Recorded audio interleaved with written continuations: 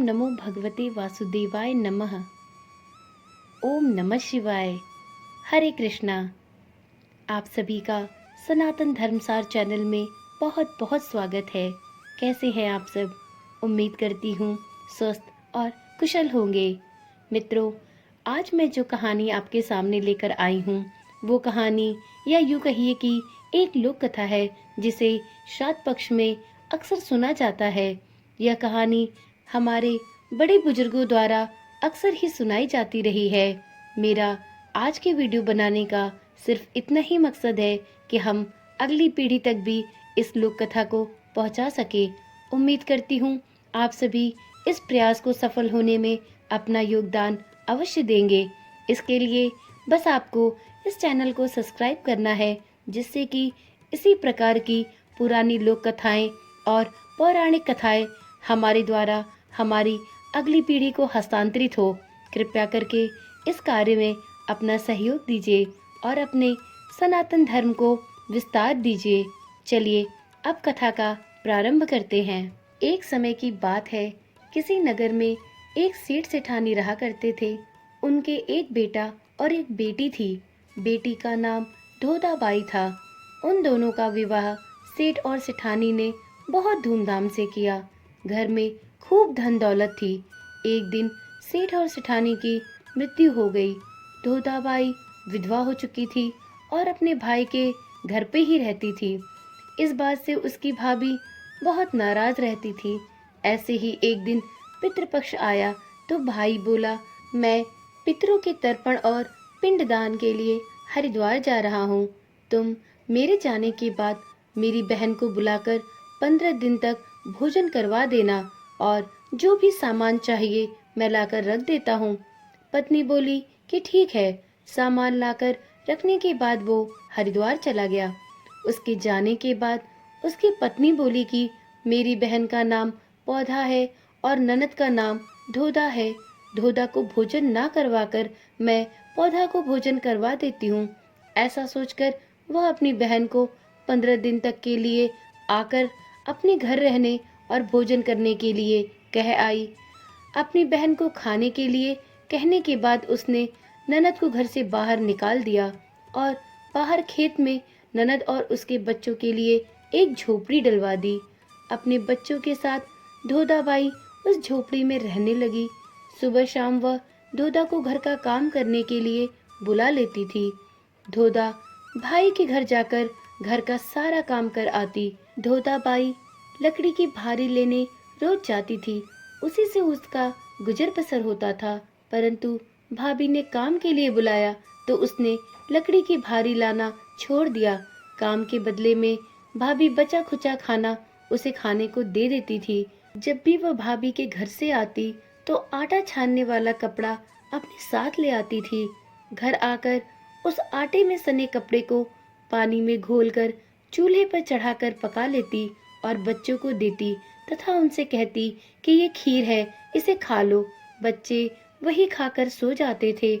ऐसे ही उसका समय बीत रहा था। एक बार भाभी ने उसे आटा छानने वाला कपड़ा ले जाते हुए देख लिया। भाभी धोधा से बोली, बाई जी, आटा छानने का कपड़ा कहाँ ले जा रही हो? इसे यहीं छोड़कर जाया करो। धोधा ने कहा कि ठीक है भाभी। उस दिन भाभी ने उसे बचा खुचा भोजन भी नहीं दिया। भाभी बोली, कल आपकी माँ का श्राद्ध है, बिना बुलाए तो आना मत। हाँ, आंगन में लगा ये पीपल का पेड़ अगर अपनी जगह से हिले तो जरूर आ जाना। ये सुनकर धोधा बेहद दुखी हुई और रोती रोती अपने घर चली गई। घर पहुंची तो बच्चे बोले, माँ बहुत भूख लगी है, कुछ खाने को दो। वह बच्चों से बोली कि बेटा, आज हम सबका उपवास है, इसलिए आज खाना नहीं बनेगा, आज भूखे सो जाओ। अगले दिन बच्चे बोले कि माँ, मामी ने कहा था कि आज नानी का श्राद्ध है, तो चलो वहाँ चलते हैं। तो धोधा बोली कि बेटा, मामी ने कहा था कि आंगन में लगा पीपल का पेड़ अगर अपनी जगह से हिले तो आ जाना। तुम ही बताओ, क्या कभी पेड़ भी हिलते हैं? पत्ते हिलते हैं, टहनियाँ हिलती हैं, क्या कभी पेड़ को भी हिलते देखा है? उसने अपने बच्चों को समझाया कि बिना बुलाए नहीं जाना चाहिए। शाम हुई तो उसके भतीजे आए और बोले, बुआ, माँ ने भोजन भेजा है। उसने देखा कि भोजन के नाम पर 2 सूखी रोटियों के ऊपर थोड़े से चावल रखे थे। यह देखकर उसे बहुत क्रोध आया और उसने अपने बच्चों से बोला कि इसे झोपड़ी के ऊपर फेंक दो, और वह भूखे ही अपने बच्चों को लेकर सो गई।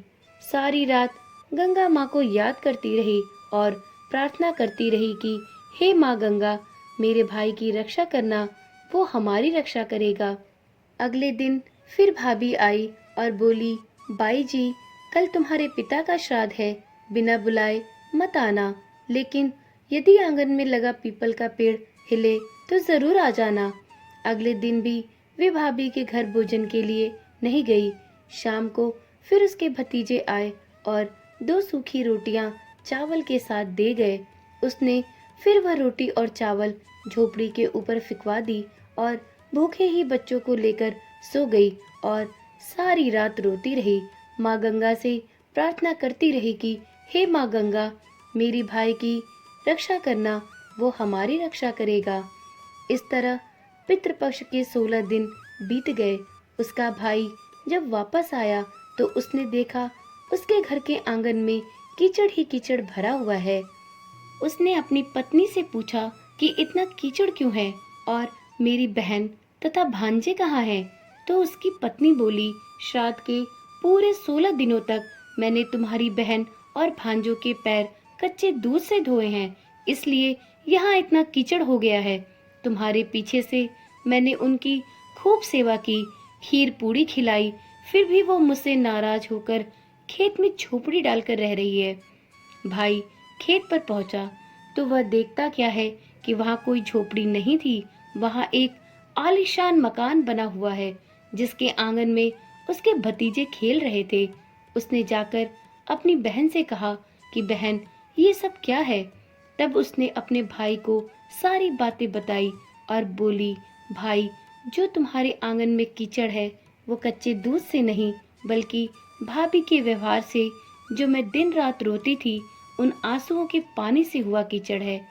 माता पिता के श्राद्ध पर भी भाभी ने कहा कि जब पीपल का पेड़ हिले तो आ जाना, लेकिन बिना बुलाए मत आना।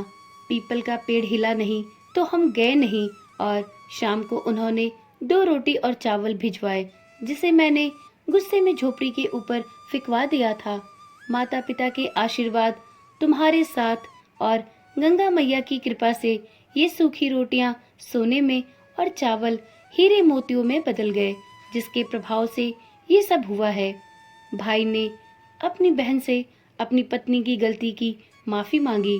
भाई ने धोधाबाई से घर लौटकर चलने को कहा तो धोधाबाई बोली, भाई, गंगा मैया ने तुम्हारी रक्षा की, तुम हमारी रक्षा करोगे, लेकिन अब हम यहीं रहेंगे। ये सुनकर भाई ने अपने माता पिता को याद किया और बोला, मेरे पितरों ने जैसे मेरी बहन और भांजों की रक्षा की, उनके दुख काटे, वैसे सबके काटना, सबकी रक्षा करना। कहानी को कहने वाले, सुनने वाले और इस कहानी पर हुंकार भरने वाले सब पर अपनी कृपा बनाना। बोलो पितरदेव की जय हो, गंगा मैया की जय हो। आशा करती हूँ यह कथा आप सभी को बहुत ही रोचक और दिलचस्प लगी होगी। कृपया करके इस वीडियो को ज़्यादा से ज़्यादा लोगों तक शेयर करें और अपने बच्चों तक इस कथा को अवश्य पहुँचाएं। उन्हें इस कथा को अवश्य सुनाएं, जिससे कि उन्हें भी श्राद्ध पक्ष की महत्ता और इससे संबंधित लोक कथाओं के बारे में ज्ञान हो। तो चलिए आज की वीडियो यहीं पर समाप्त करती हूँ। फिर मिलेंगे एक नई कथा के साथ। तब तक के लिए ओम नमः शिवाय।